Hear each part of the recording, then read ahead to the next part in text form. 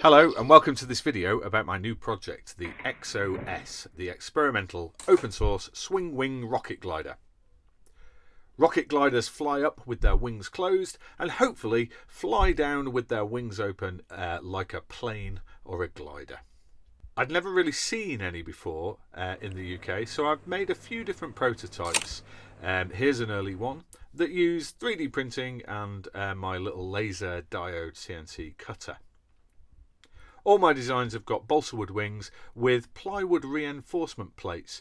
These plates have got these sort of collections of horns on them. The larger horns on here pointing downwards hold the wings in the position when they're fully open. The smaller horns, when folded together, provide a space in between them for the release pin to sit. The ends of the wings have dihedral tips, which stowed flat in the vertical mode and then in the return flight pop up, and the dihedral ends of the wings hopefully create some stability and self-leveling. So the idea is it contains a rocket motor. The rocket motor takes it up high and then it blows off the nose cone. You can see here the nose cone is attached to a wire, and that wire releases a release pin which sits inside the fuselage. That's a bit of an innovation for these. Most of them that have been built out of wood, and so they've run tubes along the outside with the release pin.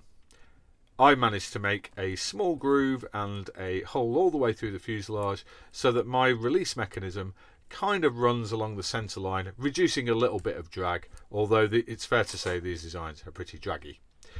Can't wait to launch it. I'll definitely try and get some footage. I'm going to put all the files up on a repository. It's made using FreeCAD and Inkscape, so anybody can find the tools to adapt it and make it into something else.